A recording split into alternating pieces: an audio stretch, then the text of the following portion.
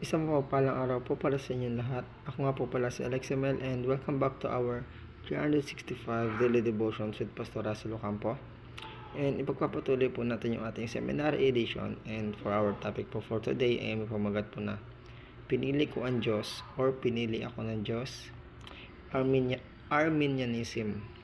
And for our scripture po for today, you can find it on book of Ephesians chapter 1 verses 4 to 6, and basahin po natin yung kasabihan po dito sa talata. For the English version po ay, "For He chose us in Him before the creation of the world to be holy and blameless in His sight.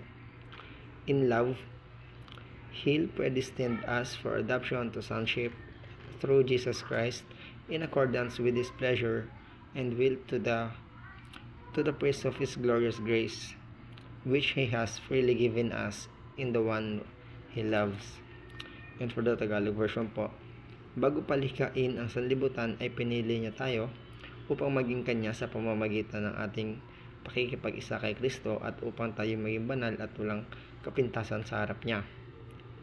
Dahil sa pag-ibig po ng Diyos, pinili niya tayo upang maging anak niya sa pamamagitan po ni Jesu Kristo ayon sa Kanyang layunin at kalooban. Sa gayon ay purihin ang kaluwalhatian ng Kanyang kagandahang loob na sagana niyang ibinigay sa atin sa pamamagitan po ng Kanyang minamahal na anak. And for our teachings naman po, number 1 po ay, we are responsible while God is sovereign. Ibig sabihin po nun na tayo po ay may pananagutan sa ating mga kilos at desisyon, subalit po ang Diyos ang nananatiling makapangyarihan sa lahat po ng bagay. Sa kanya pong pagka-sovereign, ginagabayan po niya ang ating buhay. Ngunit binibigyan pa rin tayo ng kalayaang pumili. Yan nga po yung gift of free will. Ang balansing ito po ay nagpapakita po ng kanyang karunungan at pagmamahal. And for our second teachings naman po, we choose God because He first choose us. Tayo po ay nakakakilala sa Diyos at pinipiling sumunod po sa Kanya dahil una niya po tayong pinili. Ang Kanyang biyaya po ang gumising sa ating puso upang mananampalataya at tumugon sa Kanyang tawag.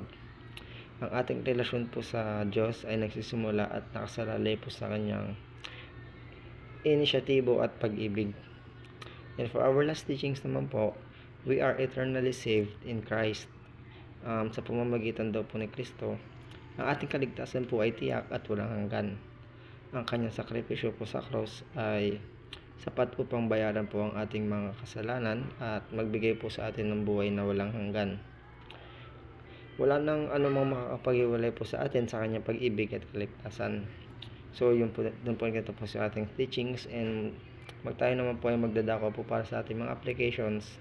Number 1 po ay, put your trust in the grace of God in Christ. Ilagay daw po natin ang ating tiwala sa biyaya po ng Diyos sa pamamagitan po ni Kristo. Huwag po tayong umasa sa ating sariling kakayahan o kabutihan, sapagkat ang kaligtasan po ay mula po lamang sa Kanyang biyaya. Magtiwala po tayo sa Kanyang ginawa para po sa atin sa krus. And for our second application po ay, ponder upon God's love and grace today.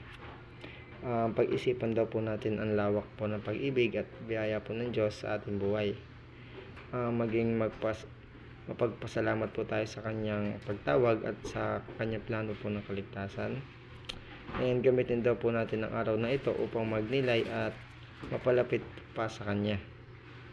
And for our last po ay, praise God because we do not lose our salvation. Ang pasalamatan daw po natin siya dahil ang ating kaligtasan po ay nakasalalay sa ating kahinaan, kundi sa Kanyang katapatan.